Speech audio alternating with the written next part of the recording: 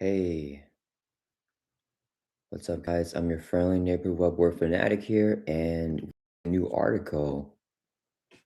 And yeah, I was not expecting this, so I'm not ready really for the stream setup. You guys can see where it's like over there, everything's empty. But yeah, we're gonna take a look at the Shadowland scenario pack here. Yeah, I have no clue.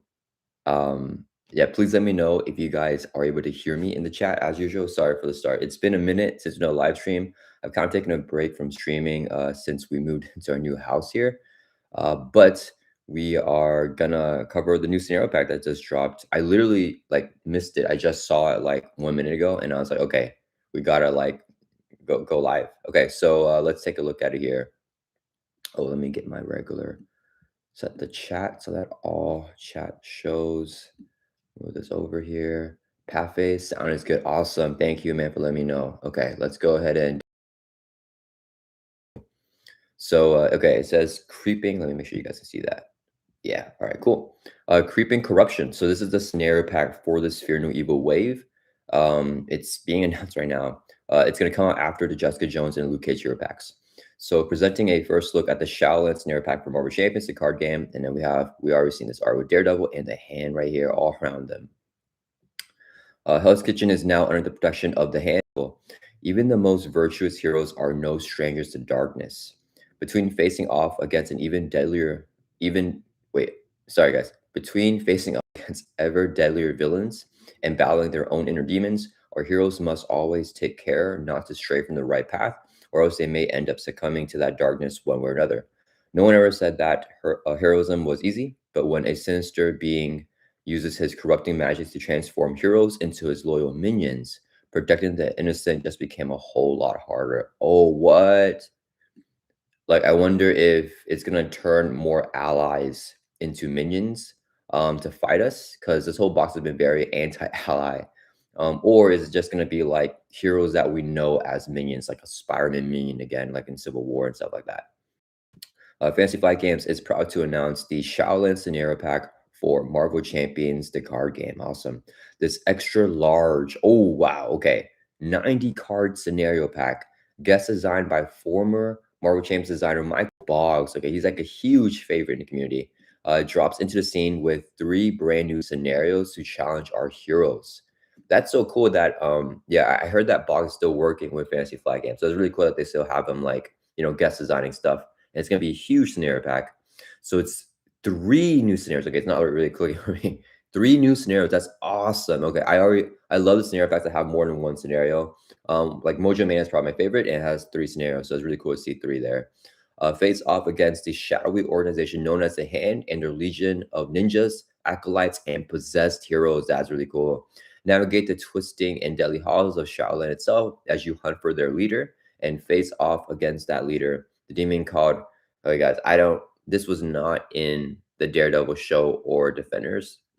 Kralak, I think. The demon called Kralak in a dangerous showdown that slowly corrupts your hero over time.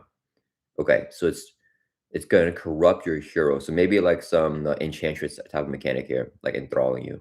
As always, each of these scenarios can be played as standalone experiences. However, for the first time, since the Mojo Man scenario pack, you can also play these scenarios as a part of a short 3-scenario campaign.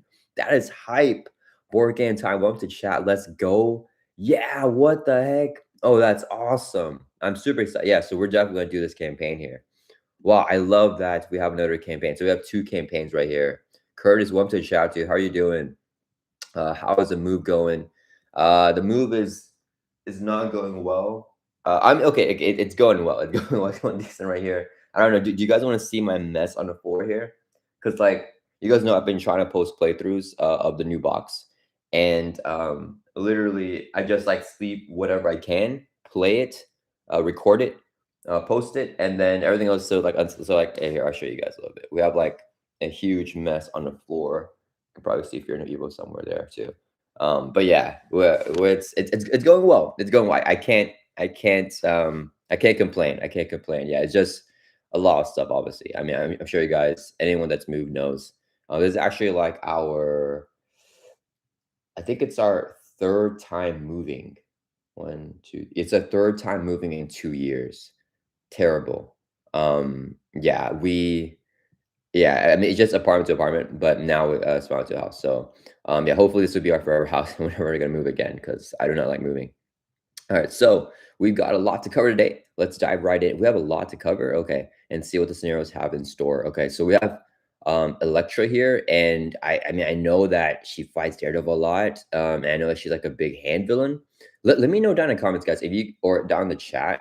I never understood this from the Netflix series, The Black Sky. So like, is does Electra have powers after she's like, the Black Sky? Or is she just regular Electra, like can't die and just like a regular human? You know what I mean? So yeah, I'm excited to see if we'll have an Electra villain, maybe. That'll be really cool. Okay, the Dark Proteges. The first scenario, Shadows in the Night. Okay, so that's the first scenario. Has you battle the hand as you lay siege to their fortress. The titular Shadowland itself, you need to break through defenses of one of the Krallick's dark proteges in order to win, and they're not going to make it easy for you. Okay, so we have, man, these are, okay, atop the Tenshu is an environment. If both positions are the same, each character gets +1 attack. Villain position. Okay, I don't really understand what this means. If it's different, reduce the amount of damage each character takes from each attack by 1. Okay, so like everyone gets a boost or everyone gets damage reduction. And that cannot be removed from the main scheme. Okay, so what to align these positions, I guess. If both positions are the same, each character gets +1 attack. So each character gets +2 attack if the positions are the same. If they're different, reduce them. Okay, so this is the same effect for both sides. Okay. Shadows of the Night 3 out of 13. Shadows of the Night 3 out of 13. So this is 3A and 3B. So I guess they're flipped over cards. So one is just called Streets of Below, the other is called. Okay, so it's the same card effect for both sides. But one that might flip them over when you go atop the Tenshu, I guess, or if you're in the Streets Below. Okay. The battle takes place across 2 zones referred to as positions within the scenario itself. Oh, okay, so very like movement focused. Okay, top the Tenshu right here and the streets below. These positions are represented by a pair of double-sided environment cards. A pair of them. One for the villain. Oh, I get it now. One for villain, one for the hero.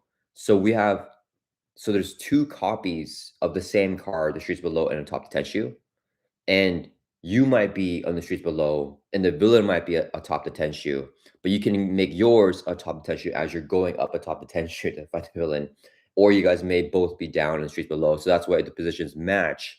You do more damage because you're in the same area, and if they're different, you do less damage because you're further away. You're like throwing stuff, you're missing stuff like that. And threat cannot be removed if you're far away from where the villain is. So the villain's gonna go streets below, atop the Tenshu, you're chasing them, streets below, top Tenshu. Similar to the car chase one, if you're new. I haven't played that one yet, but it looks like it's gonna be similar to that. So that's gonna be pretty cool. Okay, I really like that mechanic already.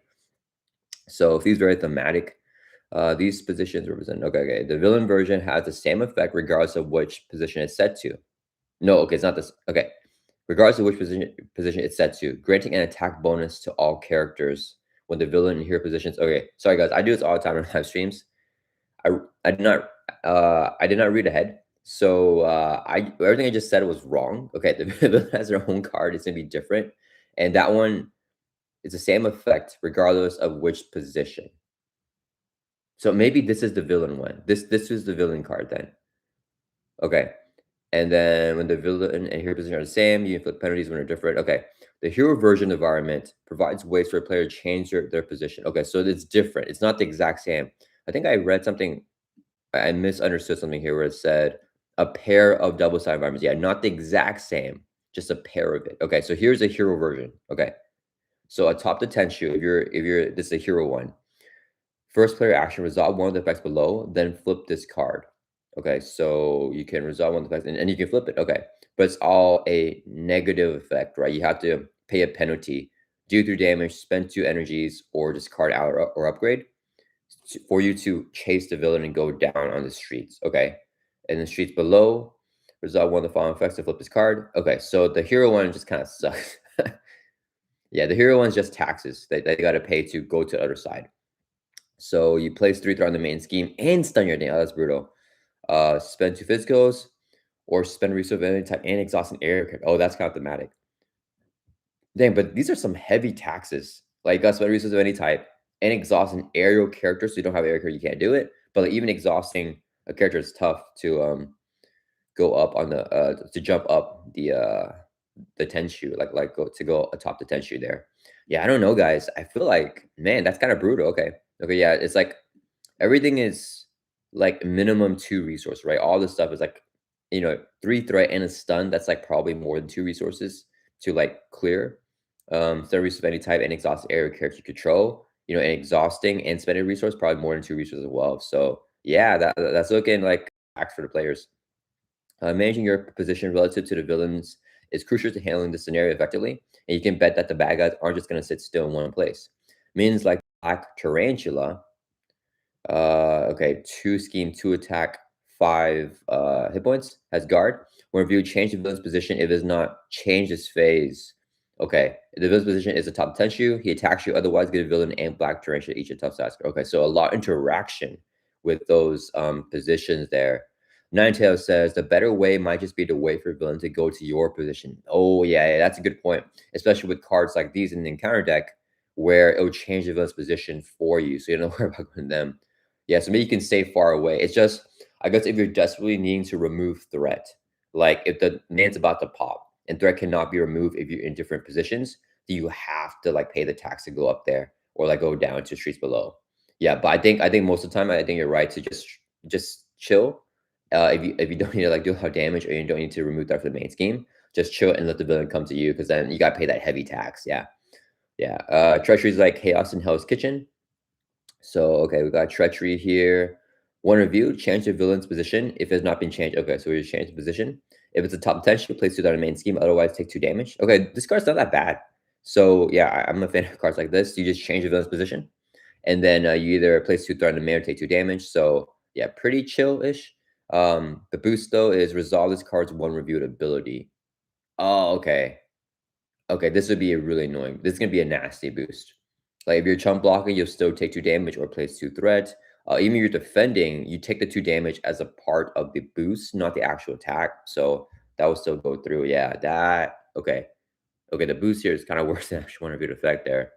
Um, Okay, and then to change the villain's position on a dime, while cards like strategic positioning is just like it's a side scheme. Oh, I hope that, let me see what this is. While the villain's position is the streets below, scheme gains 1 acceleration icon. While the villain's position is atop the Tenshu, the scheme gains a hazard icon. How is this strategic for me?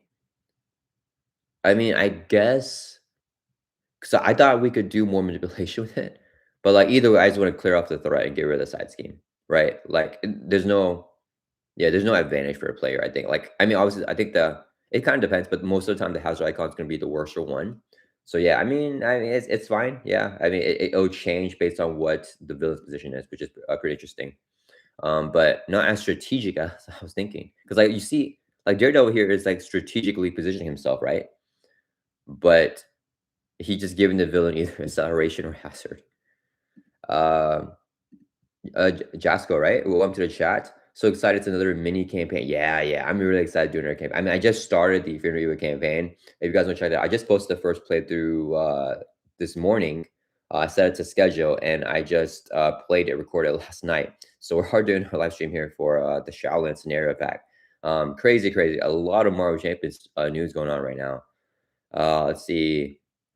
Void Orca.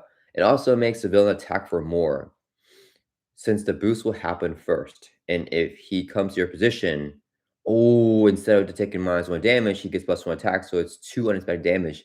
Oh, yeah, good point. You're talking about the Chaos in Hell's Kitchen, right? Yeah, yeah, because you do the one reviewed effect mid boost. That's interesting. Because so you're right, it could totally make the villain hit harder. It could also make them hit lighter, which kind of feels automatic, right? Like, if you're atop the Tenshu and the villain's also atop the Tenshu, and then they get this as their boost, they like run down to streets below and then still attack you. And then since they're attacking you from a different position, you get to reduce the damage from the attack by 1. Yeah, it's pretty interesting. Yeah, so it could either go better or like go worse for you depending on just where the positions are aligned. So I kind of do like that RNG factor in the Chaos and Hell's Kitchen here. And then our last card that they're showing is Moonlit Silhouette. So the treachery, when reviewing alter ego, change the villain's position if it's not changed its phase. Okay. Oh, but you get confused. Okay. When reviewing hero form, the villain's position is the top tension, the villain schemes. Otherwise, the villain attacks you. Oh, this is so interesting. Okay, so alter ego is not as bad, right? I love effects like this. I think it's a great way to mitigate the villain's regular activation card because it's brutal whenever it's reviewed off you get in the villain schemes because now you have like usually 3 copies of this. And then I think there might be only 2 copies of this for this one because it's 12 out of 13. So maybe the 13 out of 13 one is the same one. But then you have usually 3 and you have to add in, your 2 advanced. So you got 5 schemes if you're in alter ego. But this is interesting because the villain can still scheme on you in hero form. So you're not safe if you're in hero form schemes, even if there's no more advances. So it adds a little bit more of an RNG factor. And if the villain is on the streets and the villain attacks you, oh man, this could be brutal. Yeah, it's just a lot of like, I don't know how to describe like luck factor at play, right? It could either be beneficial, like really, really easy, and you're just cruising by because they just happen to be at the correct position each time, or it could be brutal if you guys are just super unlucky and always in a position that like harms the player more. So, and there's not really any way to control it, I think, because like what Ninetales was saying earlier, like this tax is too much. Like I'm not, and like you don't know if an encounter card is going to be helpful if you're with the position or different or in a different one, right? And it will change it all the time. So there's no real point in planning out the positions there. It's gonna have to like you just see, you know what I mean? The villain will come up and down, come up and down, and it's gonna be kind of random, which is new, I guess, because I think a lot more champions you can like mitigate the randomness. Void or Orca says it's better than surging alter ego. Yeah, I agree. I think it's kind of boring to have like whenever you're an alter ego, it's cards you gain surge. So yeah, it's definitely better than that. Okay. This creates a deadly game of cat and mouse. I love that. In which you have to decide when to give chase and when to hold back to wait for a better opportunity to present itself. Yeah. This reminds me of the Vision scenario from the Sensoid SmackDown scenario pack. Because Vision, he'll flip his intangible and tangible form every single turn. And whenever he's intangible, you don't want to do your like big damage on him or like even any damage. You just want to kind of like chill, thwart stuff like that. And whenever he's in his tangible form, then you want to start attacking. So I think it's like kind of like that, but even more of that changing because I think Vision didn't change as much as this will. Yeah, and I think it feels really thematic, like jumping up and down atop the 10 shoot and on the streets below. And it seems kind of simple too. It's not like too overly complex, which you guys know I have troubles with. Falcon would like this scenario. Oh yeah, scrying the encounter. Oh, and he's aerial. It makes sense. Yeah, I think he would be good at this scenario, and I think it would be really thematic because he can literally just fly up a top 10 shoe, fly back down to streets below. So I do like how aerial characters kind of have an advantage here, right? With the streets below. I kind of wish it just said like because even if you're aerial, like you have another option, but it's still a tax. I kind of wish it said like if you have the aerial trait, spend 1 resource of any type, and then you can flip it. You know what I mean? I think that would be interesting because then it's like you get a huge benefit. Like you get a cheaper tax for aerial. I think that's what I would have done if I were to design this card. I think that would be really cool to have like if you're aerial, you have a super cheap tax compared to the non-aerial taxes. Yeah. Um yeah, Falcon's trying the counter deck to look at the boost and everything, see when it'll flip. It's definitely gonna be useful. Let me see. Depending on the exact villain you're facing, you have an earlier challenge. Oh, is it multi-villain? Okay, let's see. We haven't seen the villain. Oh, what the? Oh, we got Daredevil here. Oh, he's also like, enthralled. Oh, I didn't know this was gonna be the villain card. Oh, that's so cool. Okay, we got Daredevil, Electra, Archpriestess, Gorgon, Lady Bullseye, White Tiger. Okay, I don't really know too much about the comics. I'm really just the Netflix show and like the Defender series and all the series here. So like I know Daredevil, Electra, and White Tiger are good guys, right? And I guess they got where is it described here? Uh like where he's doing his magic on you, like casting a spell or whatever. And so like they're enthralling like these guys here. But isn't Lady Bullseye like already a bad guy? And then these guys look like bad guys here already. So yeah, I don't know. I mean, we gotta do a mirror matchup here, Daredevil for sure. That's gonna be super fun for sure. I do Daredevil a mirror matchup. Hand possessed. Oh yeah, they're all possessed. Oh yeah, this is just hand. He's not possessed. Okay, cool. Okay. Oh, guys, please like the stream too. It really helps the channel out and push the video more. So yeah, if you could please give the stream a like if you're enjoying this Shadowlands content, I appreciate you guys. Okay, you read that right. As we implied above, and similar to the non-kingpin scenarios of Fear No Evil, the Shadows in the Night scenario does not have a set villain that you face every time you play it. Instead, you'll face one of the 6 possible villains. Okay, so these are 6 villains here. Each of these dark projects has a unique fighting style, and they each come with a batch of link cards that only get shuffled into the card deck if they're the chosen villain. So, okay, very modular. This feels very similar to the Fear and Evil villains with like those main schemes. Yeah, it feels very, very similar to that actually. Like, and then you have a set, like a villain set here. So this is what's it say? Like Dark Protege 2.16. Okay, so it's gonna be like later on where we see like the cards that are just for Daredevil or just for Elektra. Okay, let's look at all these. Let's look at Daredevil first, guys. I gotta look at Daredevil first. Okay, so this is A side. I'm guessing B side's gonna be expert mode. Okay, that's kind of interesting. So it's not gonna be like a stage 1, 2, 3. It's gonna be a little bit different here. Do I have to defeat 2 of them? I'm not sure. So Daredevil, A side, so the standard one. One scheme to attack, hand and possessed. Force response. After you or an ally you control attacks Daredevil, choose either discard a random card from me, or he attacks you. And he's a villain, so he's gonna get a boost. Limit once per round. Oh, once per round per player. Well, that's interesting. Hell's Kitchen is now under the protection of the hand. Damn. Okay, that's pretty hype. Oh wow. Okay, that's actually kind of a brutal tax. So I feel like okay, it's limited to once per round per player. So like this is kind of benefiting allies now, right? If you have 3 allies and Daredevil and everyone attacks the villain, it's just the first time that the first attack per round, you have to choose attacks, and then all the other 3 attacks can go through. But if you're playing, you know, like the no ally type archetype, you gotta do this every single time you attack, basically, because you're usually attacking. No, no, you can ready up. No, it's fine, it's fine. You can still ready up. Okay, okay. So he benefits if you attack him multiple times in a round. You don't want to just hit him once in a round. But yeah, I feel like the easier task is just discard a random card from your hand.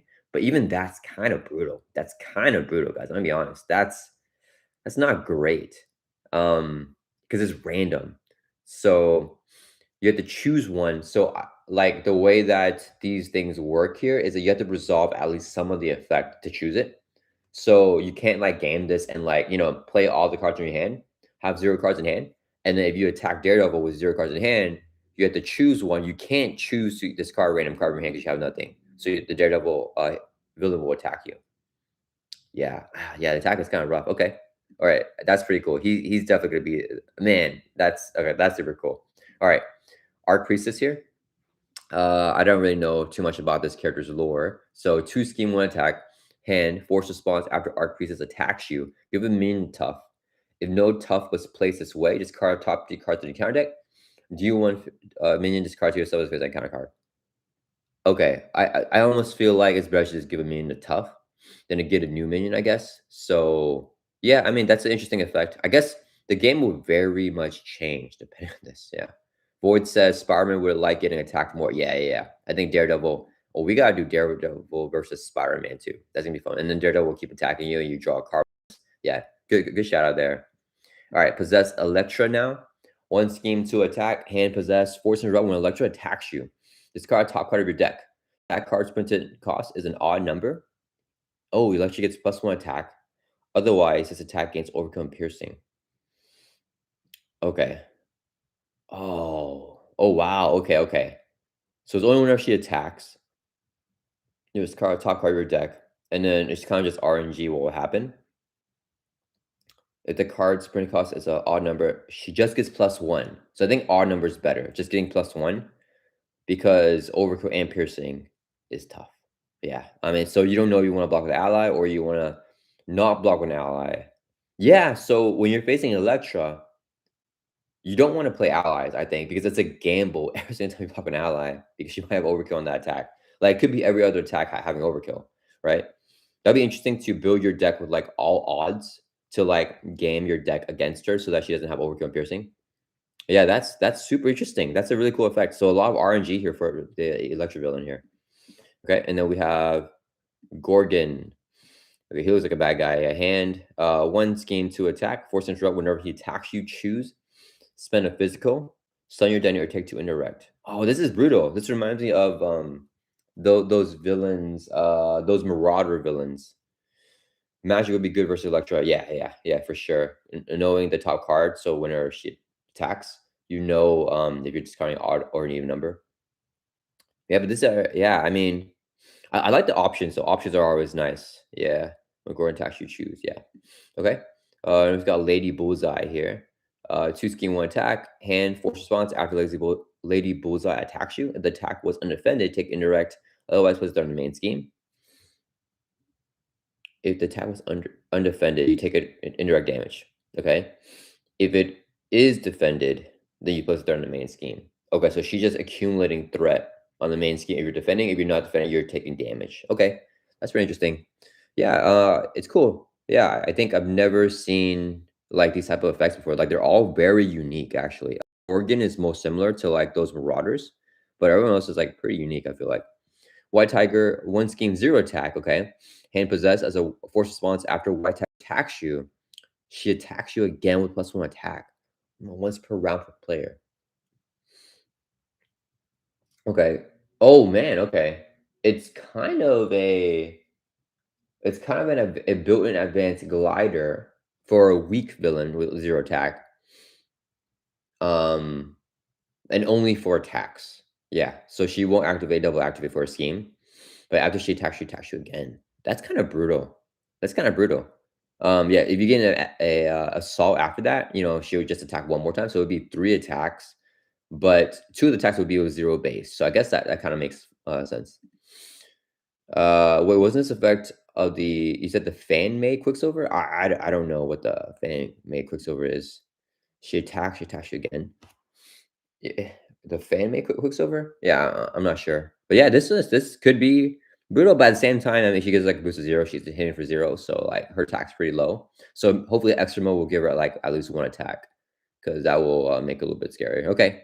Yeah, overall, I'm liking these more than the Marauder set of villains. Yeah, I feel like these are just not all of them, but I feel like Daredevil, Electro, White Tiger, these are like very more iconic, and I can like really vibe with facing them. Yeah. All right. Next we got okay. If the villain is Electra or White Tiger, they can use Art of the Kill. Linked. Oh, linked attachments. Wait, how does this work? Okay, linked Electra labels or White Tiger attach your identity. When an enemy attacks you, it gets +1 for the attack. If the attack defeats a character, place a threat on the main scheme. RTU actions and one of each resource type. So I guess we shuffled this in only if we're facing these 3. Where if the villain is Archpriestess, Daredevil, or Gorgon, they can defend themselves with Krallick's Blessing. Man, this is some crazy art. Linked to these 3, attached to a villain. When attached villain would take any amount of damage from a character, reduce that damage by 3. Okay, attached villain attacks that character. Whoa, what the heck? This card's card. Well, that's kind of brutal. Whenever they would take any amount of damage, reduce it, and then they also attack you back. Okay, okay. What? I feel that's way worse than this one. No. Oh, this is just kind of it stays on you. Okay. Okay. All right. Similarly, if the art project in question is a hand loyal, they're darkness within. So these are like the villain ones, like the villain ones. One of you change the hero form, the villain attacks you. One of you change the hero form, the villain attacks you. So in your alter ego, he attacks you. If you're in hero form, they just still attack you. Okay. Oh, the boost effect here is pretty cool. The activation attack just gains overkill. So similar to a standard 2, the total annihilation boost, exact same boost effect there. Um, so deterring some allies there, adding some more RNG if you're running allies. Can force you out the safety of alter ego while a possessed hero is embraced by darkness. Ooh, I like the art here. Linked Daredevil, Election, and White Tiger. One of the villain's schemes. If 2 or less throws placed on a main scheme, this card top 3 cards in counter deck. Okay, so if they place 2 or more threat, then there's getting a scheme. If you place less, then you still get another like a little punishment, I guess. Boost if the activation is attack, place 2 on a main scheme. Oh, what? Okay, that's interesting. Okay. Okay, can swiftly accelerate their shadowy plans. Each possible villain has 5 link cards with a dark project encounter set, leading to each possible villain has 5 link cards. Okay, It's a highly variable experience depending on which project you face. Okay, let's see again here. Where does it say? Uh, each of the proteges has a unique fighting style, and they each come with a batch of link cards that only get shuffled into the encounter deck if they're chosen. Okay, I just want to make sure that I read that right. Yeah, so those link cards will not be in the encounter deck if you're not facing the corresponding villain, right? So if you're facing Daredevil, then we will not shuffle an Art of the Kill, but we'll get the Krog's Blessing in there because it's linked to Daredevil. And we'll also get the Embraced by Darkness because that one's also linked to Daredevil. So it's really a different experience, I guess. I think, I mean, I'll be honest, I feel like the experience is already quite different if you're facing a different villain. Like based on like the Marauders, like vary so much, even with the encounter, it's the same. But I guess it's cool they're doing even more of a difference, right? Because if you are facing Daredevil, not only is his entire effect different than all the other ones, but you also have what was I gonna say? You also have the like cards that are linked to him, and then he doesn't have the other cards that are that are linked to the other villains. So yeah, just a big difference depending which one you're facing is pretty interesting. All right, guys. Scenario? No. We're not done yet. Holy cow, this is gonna be a long article. Okay, so we got Bow Staff Ninja and Katana Ninja. We got some minions here. Oh, we got some ninjas in the game. Okay, so we have Katana Ninja, one scheme, one attack, 2 hit points, hard teamwork, ninja, teamwork, ninja, and toughness in this one. When defeated, the defeating player discards the top 2 cards in the encounter deck and reviews the first minion with the teamwork keyword. This card this way. The top 2 cards in encounter reviews the first minion. Okay. When defeated, the first player discards top 2 cards in encounter deck, reviews the first minion with the teamwork keyword. Okay, so they're spamming out on you, and they're gonna do their teamwork stuff. So they're pretty weak themselves, but they're milling the encounter deck a lot and spamming each other out. That's interesting. This would be brutal if there's some non-ninjas in there, like some really brutal ninjas, or not ninjas, but like imagine like you get this, you just card top 2 cards and you get like I don't know a dragon, right? Because it's any minions, not just ninja minions. Um, and then of course the dark projects are. All right, let me see. We're not even 1/3. Bang. Okay. Thor would love to take down some ninjas. Yeah, yeah. Of course, the Dark Projects, yeah, Thor would kill these ninjas here. Of course, the Dark Projects are not the only minions of the hand standing your way. The organization also has a swarm of ninjas at its command, represented by the aptly named Ninja Swarm. You'll find 7 different ninja minions in a set, and they're all going to work together. Okay, so that's a cool module. Most of these minions, as both staff ninja and katana ninja, come equipped with the teamwork keyword. Okay, allowing you to ambush heroes. That makes sense. Thanks to these minions, when defeated abilities, more ninjas can leap into the fray to replace those that are knocked out. Cards like the imposing Black Mountain. Oh, this is one defeated. Sorry, guys, I'm tripping. It's not one reviewed. But yeah, Black Mountain. 2 scheme, 2 attack, 5 hit points, guard. While Black Mountain is engaged with you, each other ninja minion engaged with you cannot be attacked. Okay, while he's engaged with you. Okay. Oh, so he's just protecting all the other ninjas. Okay, man, this guy's big. He's beefy. If an ally is defending against this attack, review the minion. Oh, that's cool. Man, so many, yeah, a lot of more ally hate here in the scenario pack. Because the villain's attacking gets as a boost, you get this minion out too. Yeah, pretty cool. And side scheme Dancing Shadows. Each ninja minion gets +1 hit point. Oh, cool. This gives me like Goblin minion vibe with the Mugen formula. So I think that people are gonna love this because that's a scenario that I like a lot too. Like swarming out with minions. Like that's a lot of people's favorite encounter card type. And then like ninja minions swarming up, buffing up, +1 hit point for each one. Threat cannot be removed from the scheme. Well, at least the ninja minions in play, and they all have extra hit points. So that's a cool duality there. Yeah. Only 3 threat though doesn't scale, so it's quite easy to get rid of, but you can't remove it while you have those minions. So you don't want to let the minions swarm on you. Tigra might be annoyed with this. I mean, I saying that it's only +1 hit point, I guess. So maybe it's not the end of the world, to be honest. Yeah, but yeah, cool like mechanic there, right? Like threat cannot be removed while while any ninjas are in play. But then this is also buffing all ninjas, making them more difficult to take out. And again, rid of ninjas make it that much harder. And with countless numbers, return to the encounter deck. Surge, when reviewed, shuffle each ninja and discard power back into the deck. Wow, okay. Boost for resolvability. Okay. So yeah, I think that there's a good chance of this really getting getting, I don't know how to say it, like getting this minion swarming over and over again. Yeah. Okay. All right, guys. here. All right, we're gonna do a poll. Which of these? I mean, we gotta be more hyped for Daredevil, right? Let's see here. Are you guys hyped for these villains here? Which villain are you most hyped for of this scenario? We'll go Daredevil. I think for me it's gotta be Daredevil. Elektra. We'll go White Tiger. I think these are honestly. I think I like Daredevil, White Tiger, and Elektra the most. It could just be because they're the most memorable effects to me. Like I remember all of them right now. Like Daredevil is the one where you know, whenever you're attacking him, he hits you back, right? And then White Tiger gets the second activation after she attacks, and Elektra might get overcome piercing. And in these, I feel like less memorable. Okay, so I'll put the poll like each one of those guys, and then or hand villains.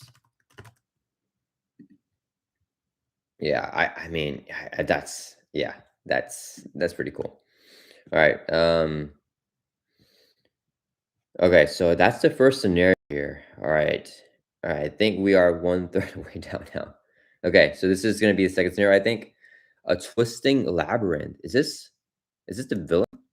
That's crazy. Okay. After facing off against the dark proteges outside Shadowland, it's time to venture into the dangerous maze of the fortress itself. Okay, so this is the villain card, shifting corridors. Okay, so you're really getting lost, I guess. Zero schemes, zero attack. Star, you can't stun them. It's a location villain. We've never seen that before. Okay, that's pretty cool. When shifting corridors would activate against you, instead remove a passage counter from here and reveal the top card of the trap deck. Okay, got second deck here. The last passage counter is removed, the players of the game. Okay, so it's a different win and loss condition. It looks like trying to escape this maze, maybe. And then maybe you can't escape at a certain amount of time. It's infinite hit points, so you won't be doing damage to this guy. All right, let's see what he's doing. In the beginning of the pack second scenario, Shadow Labyrinth, the villain is not personal, rather the shifting corridors that make up, the vast majority of Shadowland. The corridors don't attack or scheme, instead removing a passage counter each time they will activate. Also revealing a trap card, which we'll get into in a bit. These passage counters serve as a time limit for the first half of the scenario, in which the heroes venture into the labyrinth and try to find their way to the heart of the Shadowland. Your goal is to remove all threat from the main scheme before all passage counters are removed. Okay. Okay. So into the labyrinth here is going to be the main. Oh my goodness, 25 per player threat. Okay, this is infinite. So we can't ever scheme out. Okay, let's see what happens here. 25 per player, going up by 1 per player per turn. Dude, if you are playing 4 plays, this is 100 threat on here. Does anyone have enough tokens to put 100 threat? I don't know about that. When a view place 10 per player passage counters on shifting corridors. 7 per player instead X. What? Oh, it's less, right? Yeah. You place it on shifting corridors. So you place it on the villain card. Okay. And each time you remove a counter. So it's like a ticking time bomb. So there's stars, so you can't stop the activations. And when they will activate, you remove a counter. So basically, if the last counter is removed, you lose the game. So in 10 turns in true solo, you lose the game. Unless you get like stuff like advance or assault, then it could accelerate more. In extra mode, it's going to be 7 turns or less, right? Force interrupt. When shifting corridors would take any amount of damage, remove that amount of threat from here, okay? Force interrupt. When the last threat is removed from this scheme, advance to stage 2A. Oh, the players will not. Okay. Oh, okay. Oh man. Okay. All right. I'm vibing with the scenario here. Okay, this gives me light at the end of the tunnel with the Sinister Six scenario. Also gives me Collector 2 vibes, like escaping, and I love scenarios that do that. That's really cool. Peter Parker can still web up the corridors to block the activation. That's why he is to go. Yes, I was just thinking, yeah, he could do that, and then Iceman can also frozen solid the corridors. That's pretty interesting. Yeah, because then you can stop their next activation. I don't know if that makes sense thematically. I think it kind of does, like icing up and webbing. Like both those cards are very like free type of stuff. So yeah, that's pretty cool. Let's see where you guys are voting here. Yeah, Daredevil 70%. Yeah, I agree. And then 20% on the hand villains. Okay, and then 10% White Tiger. You guys aren't a fan of the Electro villain?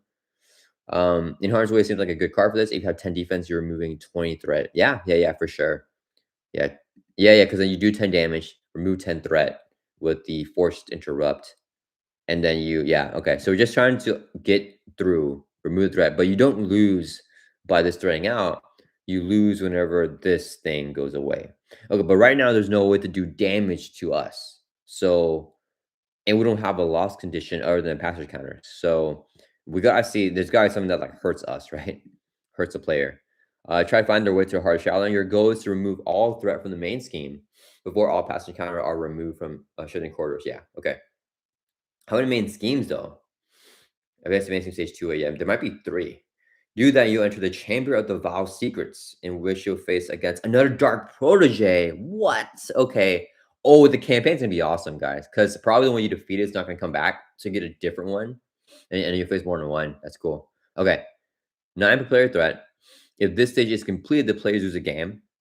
We want to view it in expert mode. The villain activates against each player. Okay, but standard mode, you don't have to do that. Forced response after you and Ali control Thor's scheme. Review the top card of the trap deck. Limit once per round per player. Oh, wow. Okay. Okay. So you do little small threats. You're getting a lot of traps. No. Limit to once per round per player again. So yeah, that's not the big disadvantage, I guess. Okay, so I guess you do it, but you want to do bursts. You don't want to do one thwart a turn because you do one a round. They have to reveal a trap card every single time. So after you thwart, you want everyone, all the allies, everyone just like thwart. So you don't have to do this again. Okay, so similar effect that we saw earlier. Okay, is this the last main scheme? How do we win? If this hits 9 per player, we lose. Okay, in both phases of the scenario, you have to deal with the trap deck, a special side deck full of trap cards, okay, and then that provide dangerous and difficult choices when they're reviewed. Each trap card, this trap card is like it's like Yu-Gi-Oh right there. With one exception, has 3 possible outcomes you can choose from: avoid, disarm, and trip, with different effects depending which one you choose. Oh wow! Oh, that's so cool. It's like the blinding powder, the caltrops. Okay, one reviewed. Choose. Avoid. Discard a thwart event from your hand. Right, you're discarding a thwart event. You're like avoiding it. Disarm. Discard 2 cards at random. Give a character you control a tough. Oh, okay. So you're taking more time to disarm it. So you have to spend some resource and some time, but you get a tough because you fully disarmed it. And in trip, you do 2 damage to your identity and you confuse it. So this one is no tax. Yeah, this one you just discard a thwart event to avoid it. Yeah. So you just avoid. Disarm, you're buffed up, but it's a heavier tax. Random cards is rough too. Or trip, you get tripped. That's cool. I like options. You guys know I'm loving options here. So it's cool that we have options on like one card. It's already like so much thought. It goes into like, what do you want to do? Okay, couch chops. What do you do? Avoid. Discard defensive event from your hand. Okay, that makes sense. You're jumping over. Um, Disarm. Discard one identific card from your hand, then do 2 damage to an enemy. Okay, because you disarm it, you're picking these things up and you're throwing them back, right? So you do 2 damage to enemy. All right, that's pretty cool. Trip, do 2 damage to identity and stun it. So you trip, you fall down, you get hurt, and you're like kind of stunned. Okay, all right, that's pretty cool. That's pretty cool here. But these are all trap cards, so it's a special side deck. But what's cool is that this deadly contraptions, I think you should be able to, with a different scenario, just put this module into like, Thanos, for example. Maybe it's not the matter with Thanos, but like you just put it all in, and then there wouldn't be a separate trap deck, right? It would just be in the encounter deck. Because these are some really fun cards. This is some really fun cards. Matt first says, "This is some Arkham Horror mechanics I've ever seen." Okay, cool. Oh man, Arkham Horror sounds fun. Then, okay, yeah, I never play Arkham Horror. I really like the IP of Marvel, so that's why I play this more. But yeah, it sounds cool. Void says it feels like D&D campaign. Yeah. It's really, really cool. Yeah, this is awesome, guys. Holy cow, man, I just can't, like, everything is always like so good right now with Mario James. I feel like the design has just really hit a stride. If you can't do either or don't want to, then you're forced to trip the trap, taking 2 damage and confuse your identity. Similar vein for cow chops, you have to do that. We just read it, and then you take damage, you get stunned, and you get tripped. Of course, there's more than just traps and deadly contraptions and counter set. Outside the trap deck, hidden member Iron Monk, patrol toughness. When he's engaged with you, you cannot Oh no! Okay, okay. When it gives you, you cannot choose the avoid effect of trap cards. Okay. Your path is through me. Let's begin. Okay. I mean, he's not a tough minion. He literally is. He's got toughness, but I mean, yeah, no villainous or anything like that. So it's not the end of the world, but yeah, okay. That's cool. He synergized with that. And in nervous jitters, it's attachment. So I'm guessing this one you can't disarm, right? Nervous jitters. You got your artifice here. Trying to disarm some sort of trap or something. Force control. When you choose the avoid effect or disarm effect, name an encounter card type. Then discard the top card of the encounter deck. If the card is not the name type, take 4 indirect. That's a lot of damage, and this card's attachment. Okay, it's attached to you. Only if you choose avoid and disarm. I guess you're too nervous now. You have to name an encounter card type, and you discard top of the encounter deck. If it's not what you called, then you discard attachment and take 4 indirect. If it is what you called, nothing happens, but the attachment stays on you. So they keep on doing that. Oh, that's kind of brutal. So at one point or another, you're gonna have to take 4 indirect and discard the attachment. Yeah, and then you just don't know if you'll be able to disarm and avoid without taking this 4 indirect damage, I guess. So it's kind of like at some point it's gonna happen where you call it wrong, right? Yeah, because it's just keep on going each time you deal with the traps. Okay, this card looks really annoying actually, super annoying. Um, the Hall Punishment, true to his name, will punish you for taking the easy way out when you trip a trap, while the Path to 1,000 Cuts makes doing anything other than disarming traps a much other task. Okay, so let's say you're more punished when you trip traps. So let's see. Hall Punishment side scheme. Only 2 per player threat in a crisis. Force interrupt when you choose trip. You discard the top 3 cards of your deck. Okay, it's not that bad. It's not that bad. Boost effect, place 1 threat on the main scheme for each character you control. Place a threat on the main scheme. Okay. It's not crazy. It's not crazy. Path of 1,000 Cups. Oh, this is terrible and choose solo because it's 5 threat, doesn't scale. Force interrupt when you choose avoid or trip, take 2 indirect damage. So you have to disarm on that one. Yeah. Do 1 damage each character controls a boost. Oh, I hate that boost. This will kill me. This is like the Magneto metal shards. Void says it would be cool if the scenario made every character lose the arrow trait as you are inside a closed space. That would be crazy. I would love that. That would be so cool.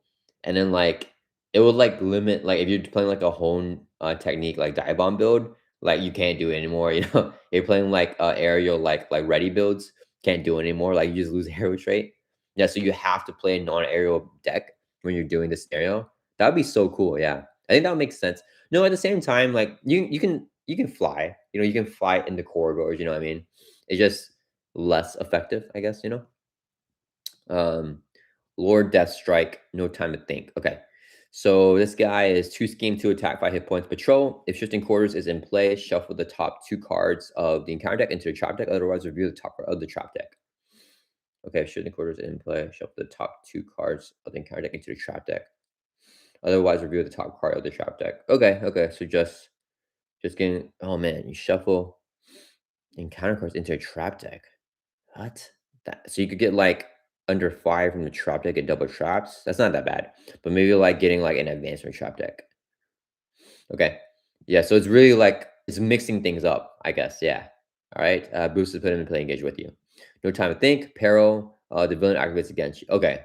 Okay. So this is just ticking that time bomb on you. Yeah. If the activation is attack, the card gains 2 boost icons and its attack against overkill. What? I mean, the good thing is, like, this thing doesn't attack you, right? This thing isn't attacking you. But this thing, like, this module is gonna be awesome. I think the module is really cool with another, like, encounter deck for villain attacking you. NB, welcome to the chat, dude. Hope you're enjoying your new home. Thank you for such awesome content, dude. Thank you so much, dude. I'm hard here. Thank you so much. You did not have to do that, but I appreciate that a lot, man. Yeah, thank you so much always to NB for your support, man.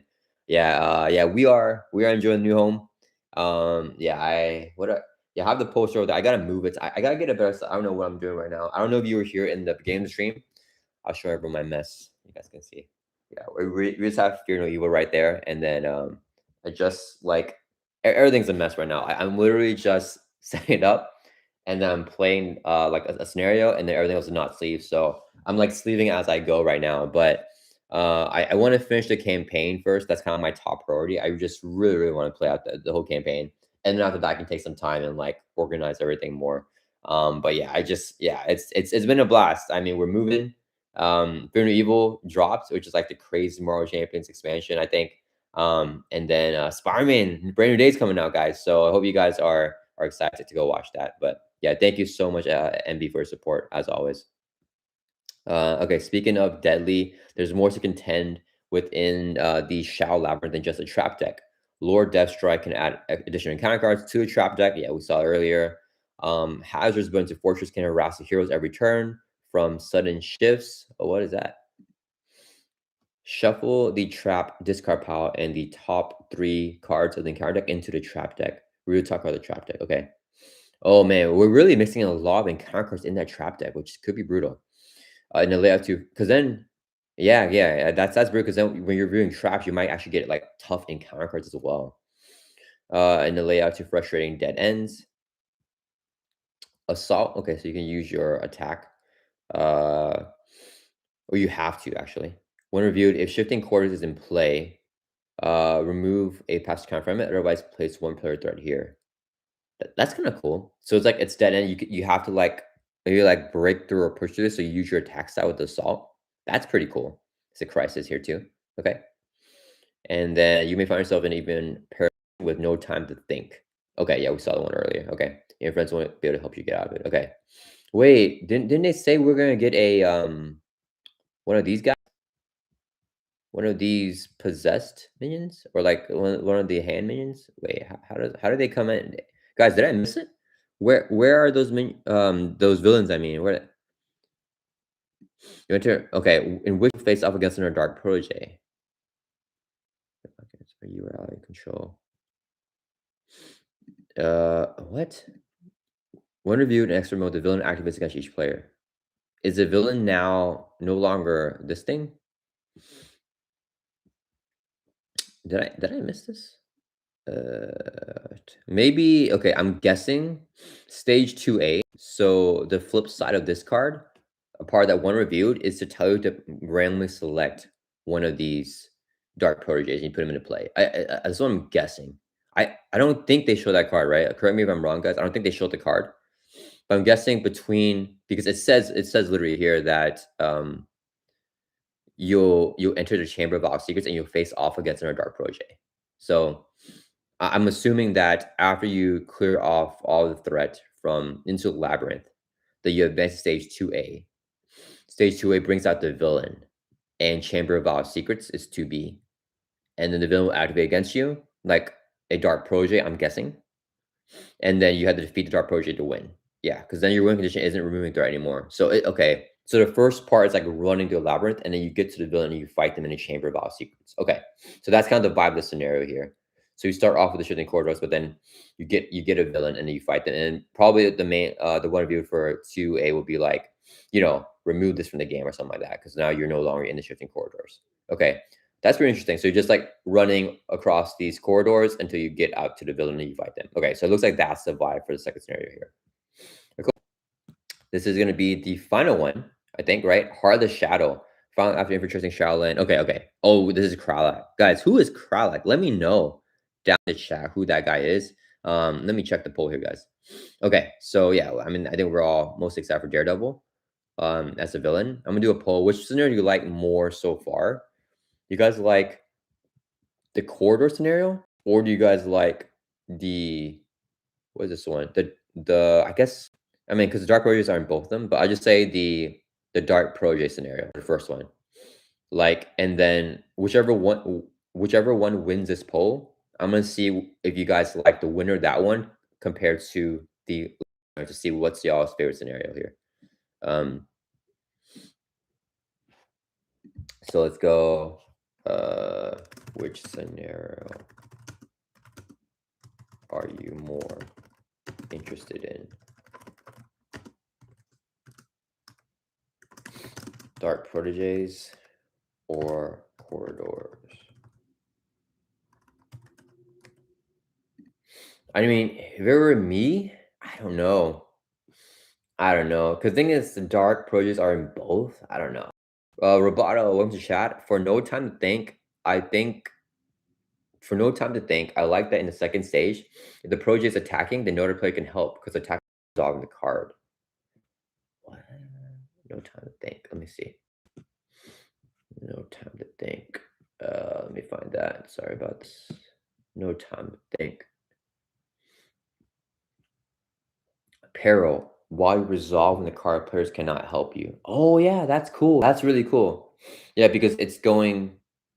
I mean, the villain's activating against you. I don't really get the theme because like if the thing is coming down, I get that part, but then the villain's activating. So the villain is like the quarters, I guess. So like the quarters get this. Yeah, I don't know. Yeah, so it's just okay. Okay, so they just remove a passage counter then. So I feel like yeah, so this kind of doesn't want you to set up as much, I guess. So I guess you want to stay in the corridors as long as possible until you get the passage counters really low.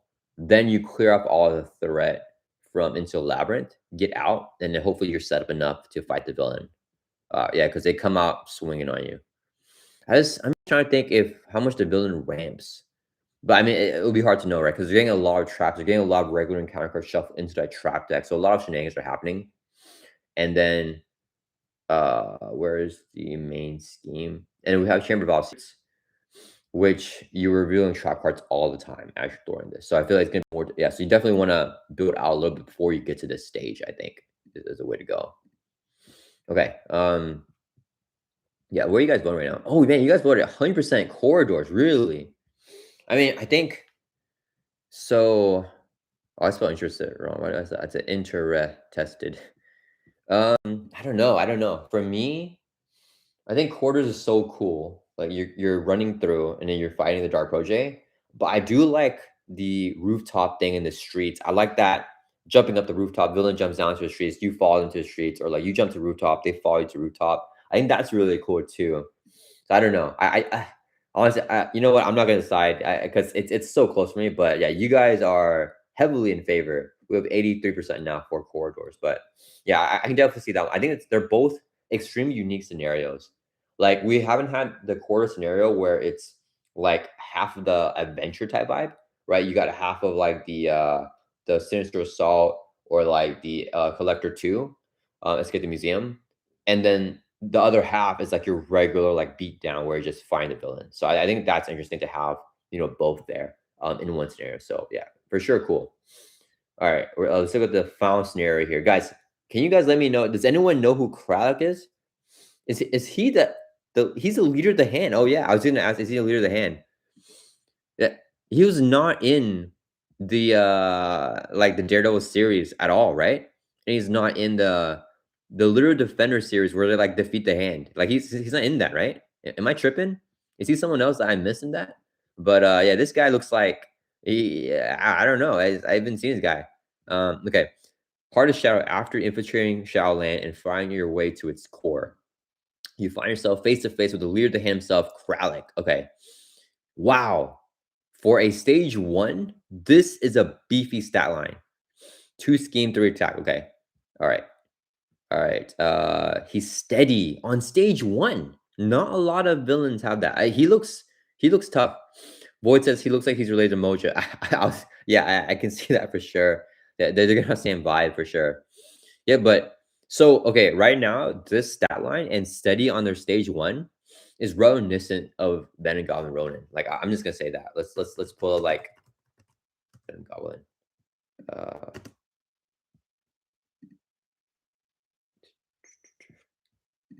Let's do Marvel CDB. Like this type of. Oh, wait, that's a stage 2. So like Ben Goblin here, stage 1, steady, 2 scheme, 2 attack. This dude, stage 1, steady, 2 scheme, 3 attack, and an effect on the attack too. Wow. Okay. All right. Let's see what he does. Interrupt. Whenever he attacks you, you may place a corruption counter on your creeping corruption. Oh no! He has like an easy thing going on. Okay, if you do, he gets -3 for attack. Okay. Okay. Okay. So I should just read that first. There's only the beast. Okay, so he's gonna hit for super soft then if you do that. But he still gets a boost, but has 0 attack. Okay, but what is Scream Corruption? You may place a corruption counter. Okay, it's an upgrade. It's permanent setup, so you're already like engaged with it. It's trying to corrupt you like from the get go, similar to the enchantress scenario, where you're like enthralled. I think this is a player card though. It's an upgrade. This is a player card. Yeah, you may place a counter on this card. Okay, permanent setup, maximum per player. Okay, so I guess everyone gets one. Oh, that's good. You're doing like 4 players. Everyone has the Creep and Corruption upgrade. If there's 5 counters, to remove each of them and flip it over. Action exhaust it and place a counter to draw a card. Oh, I like that a lot, guys. I like that a lot. That's so cool. Okay, so it's like getting tempted when he's smacking you in the face. You're like, oh yeah, like you know what? I just place a counter. I'll get corrupted. Pay me off and give him -3 attack. Or you take the easy way out. You're like, hey, oh, I really want this card draw. Place a corruption counter. You draw a card.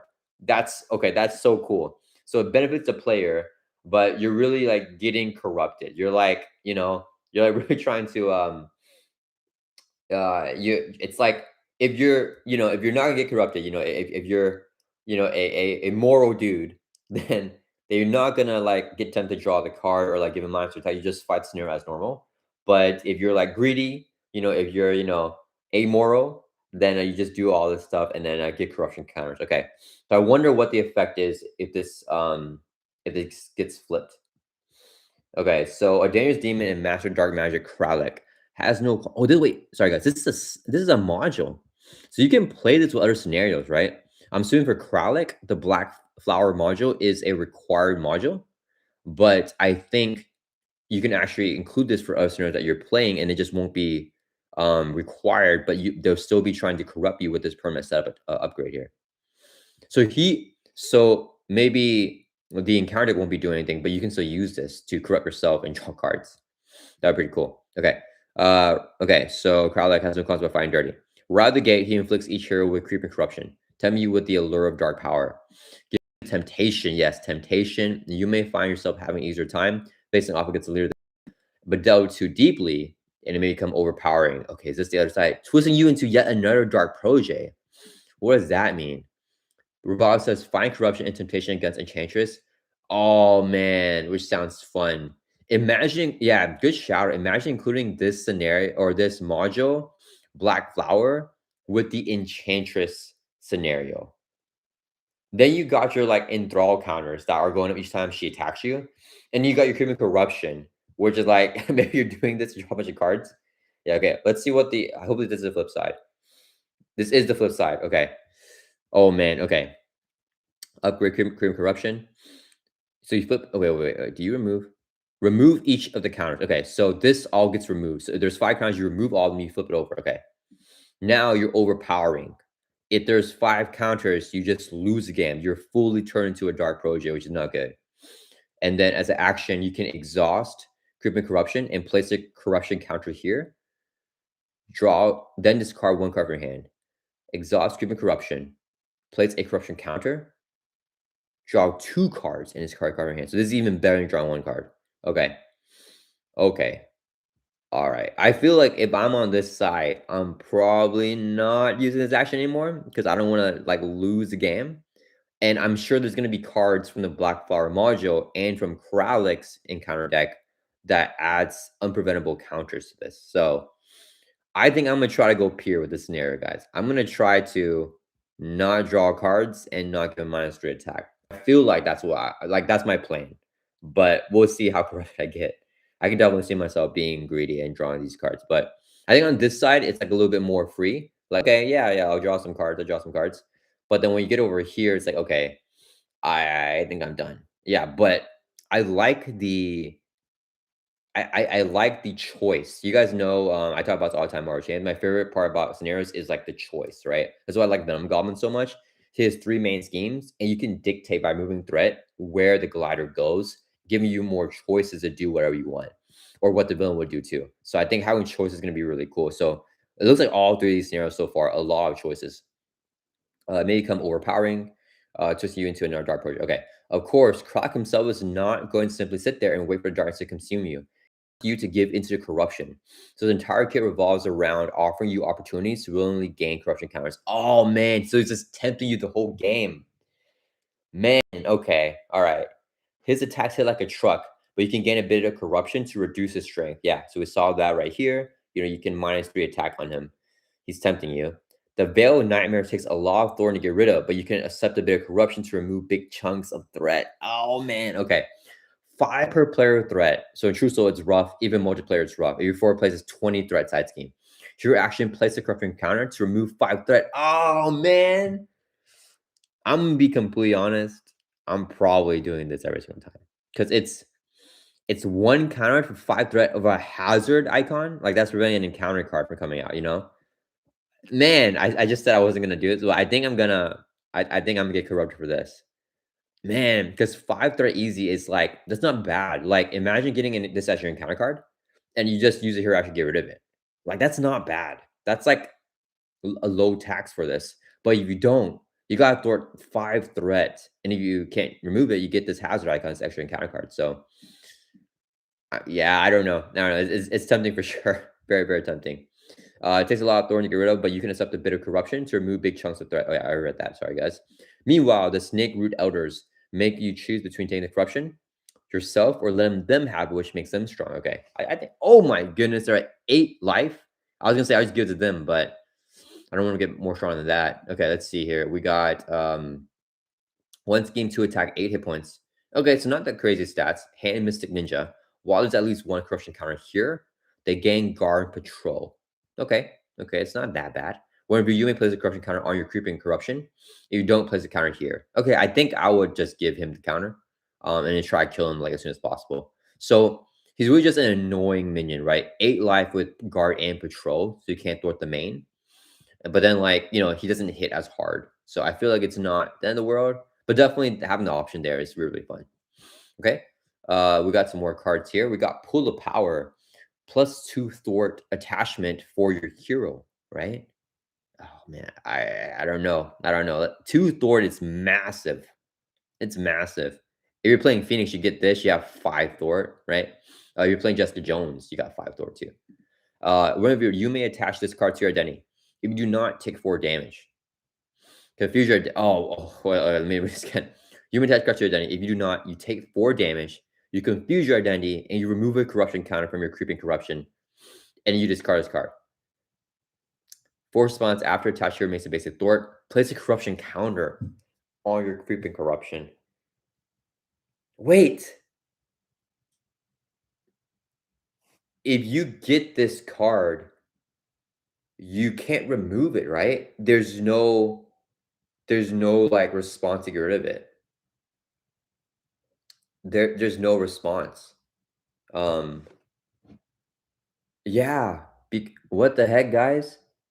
Uh oh man. So if I'm playing the game and I review this card, I have to do this. I don't want to get tempted, but I'm gonna have to do this. You may attach the card to your identity, so I'm not gonna do that. You do not. So this one card. Okay, you know what? It's not that bad. If you think about if you think about one encounter card, you take 4 damage.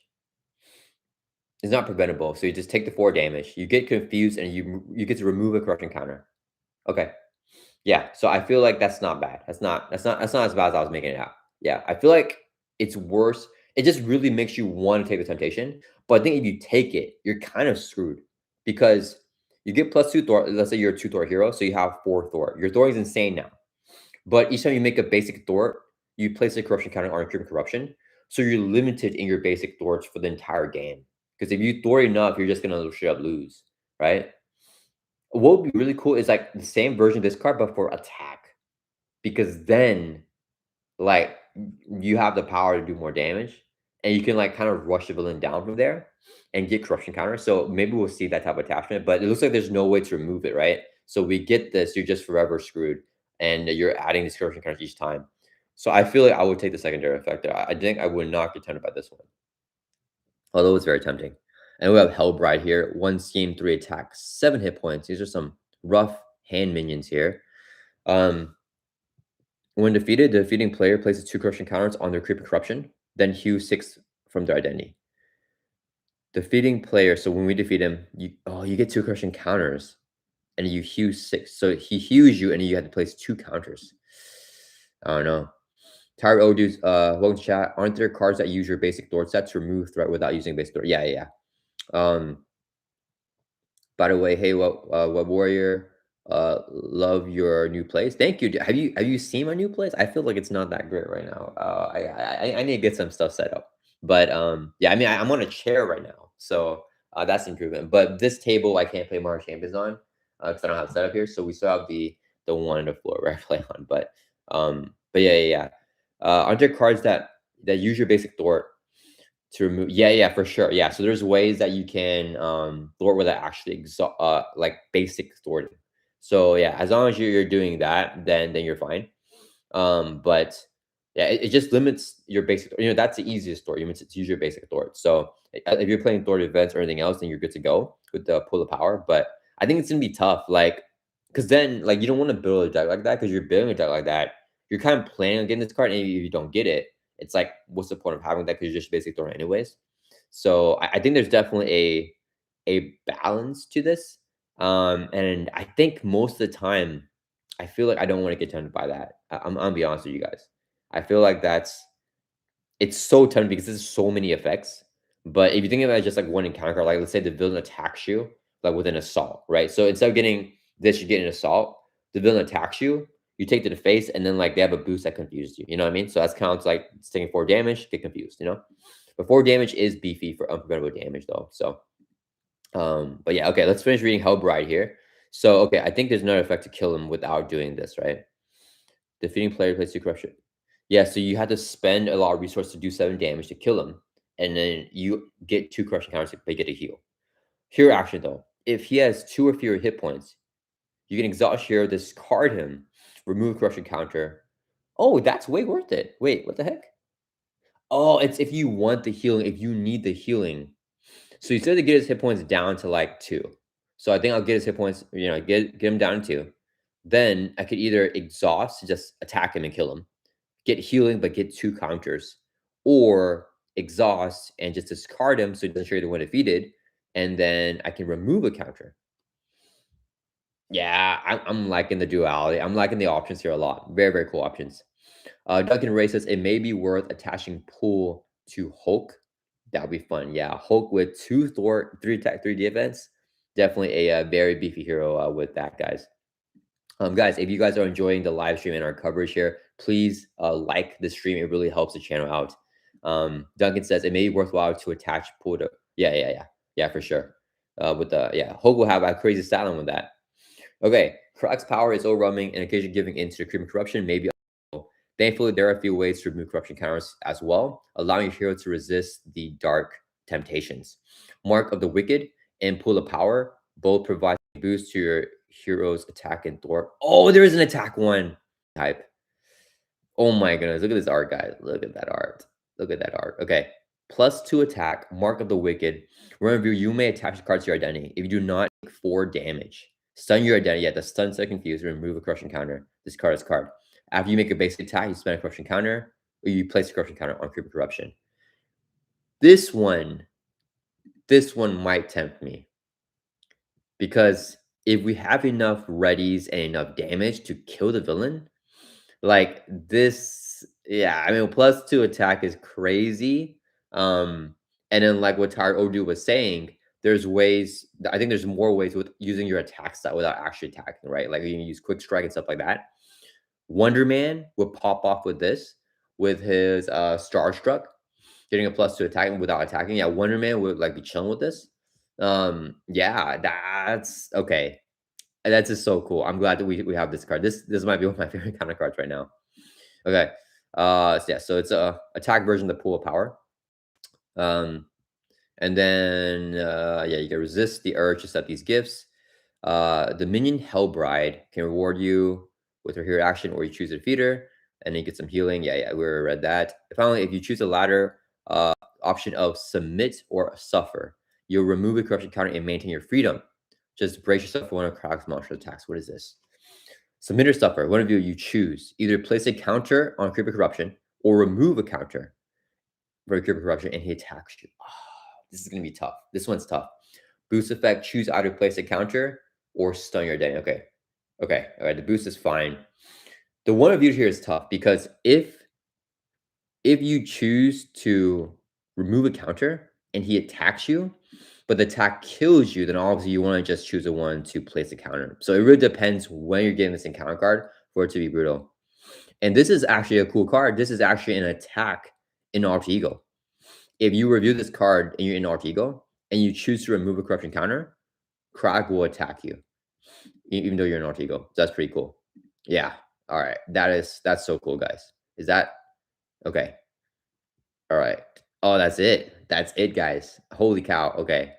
That oh my goodness. Okay. Against a shadow between Krog's dark magic slowly corrupting the heroes and a swarm of hand ninjas overwhelming them. The defenders of Hell's Kitchen are going to have their work cut out for them. Look forward to taking on the force of the hand when a Shadowland scenario pack arises October. October. It's July. It's almost August. So I guess 2 months. Okay. Written by Peter Shoemaker. Huge shouts to Peter as usual. Okay. All right, guys. Oh man. All right. I have some thoughts about this. So my first thought is that I'm happy that the Shaolin scenario pack has an identity that like Kralik seems to be like the big bad of this, right? Like I was worried like a bunch of hand scenarios, like a bunch of ninjas for all this stuff, like a ninja, you know what I mean? So like just a swarm ninjas, for example, like as a villain. So I like the identity with Kralik. I like the identity of the dark proteges, especially Daredevil. Yeah, so it's like dark protege shifting corridors, and you got Kralik. So it's got the identity, to the pack, which I think is really, really cool. The only thing is, I asked you guys. You guys didn't chat and let me know, but I don't know who this villain is. I think Mojo. I like Mojo more just because he's iconic. I don't know Kralik, guys. You guys like? Is he cool? I don't know what he's doing, but yeah, he does give some some Mojo vibes there, being the final scenario of the scenario pack. And then looking at the poll here for which scenario you guys are more interested in, you guys flipped. Like, I guess everyone just started voting Dark Proteges over like the last like 20 minutes, and Dark Proteges now took over. So we're at 50%, 56% of votes on Dark Proteges and 44 on corridors. I think that's kind of how I feel in terms of like a 50-50 split. But yeah, it's very close for me as well. I think, and I didn't think I would say this because I think Daredevil is so cool as a Dark Protege to fight him as a Dark Protege. But I'm really liking the Krog mechanic, and I don't know if he can become a favorite of mine because I don't know the villain, but he looks really cool. So okay, let's do a third poll here because I think should I have all three? Yeah, let's put all three because it's so close with the Corridors and Dark Protege. So we'll have a third poll here. So it's like near 50-50 for Dark Proteges and Corridors.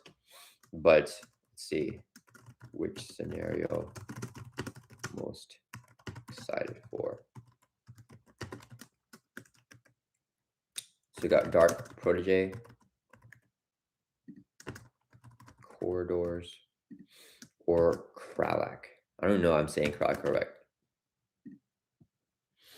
Yeah. Let's see.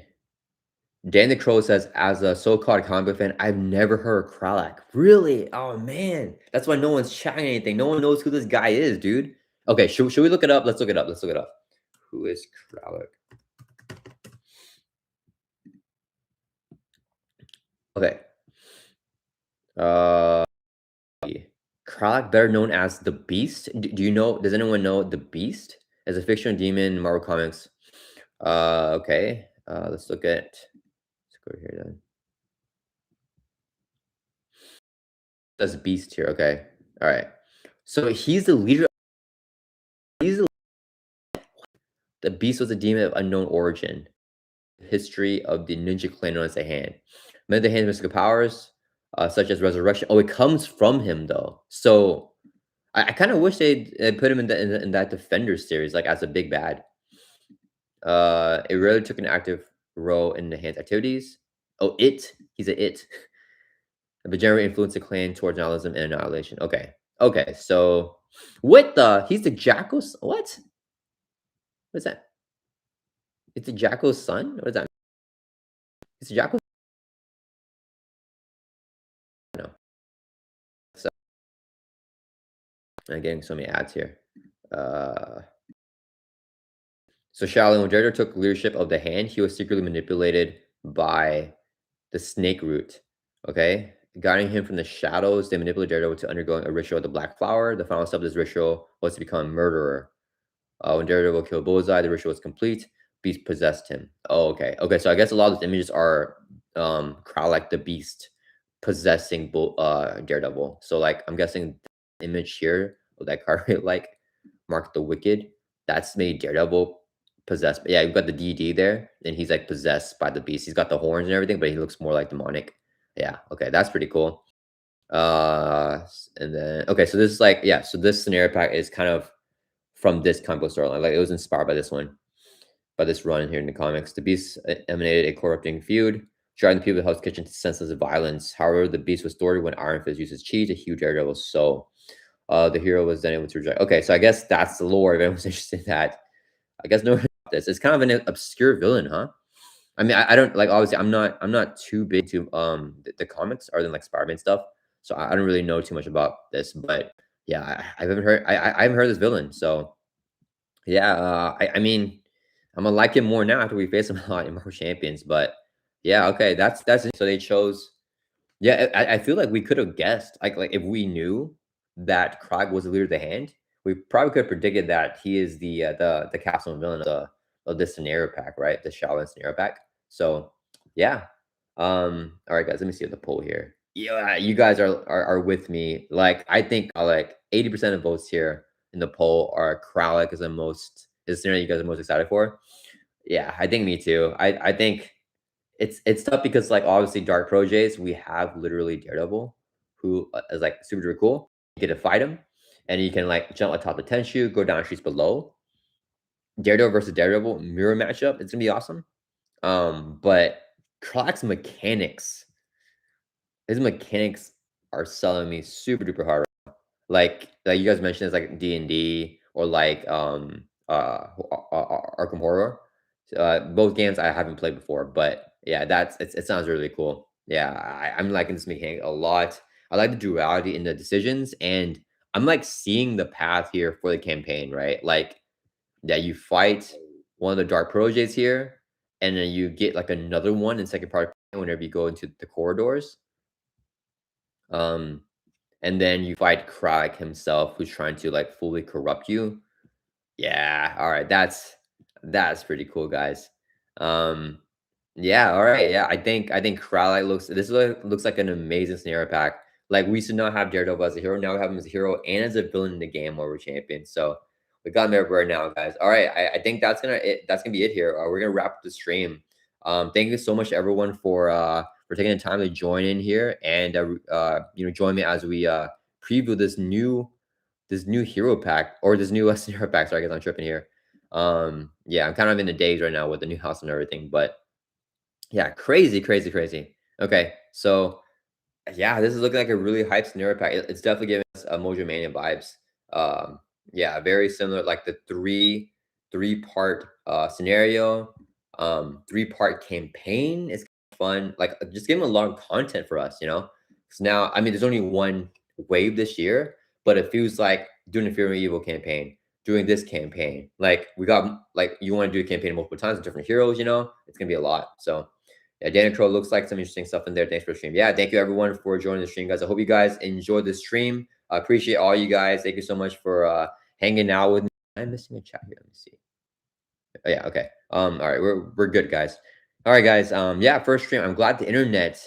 We have different internet now. We're going with Xfinity, so I'm glad I was able to sustain here because the Xfinity was cheaper than the one that we had at the apartment. So yeah, I'm glad we are able to sustain the stream. I wasn't sure about that. I wasn't streaming today. We just randomly saw us back, and yeah, I thought we should go live and look at this all together. So okay, guys, thank you so much everyone for joining in for the stream. Hope you guys all enjoyed this video, and I'll see you guys all next week. And I am not next week, today and tomorrow we're gonna be posting the entire campaign with Daredevil going through the Fear No Evil campaign. I posted the first scenario already. Haven't done the second one. Hopefully, planning on getting some time to record second one sometime today. And then yeah, posting it too. So yeah, all right, guys. Thank you so much for hanging out with me, and I'll see you guys all in the next video. Peace out, guys.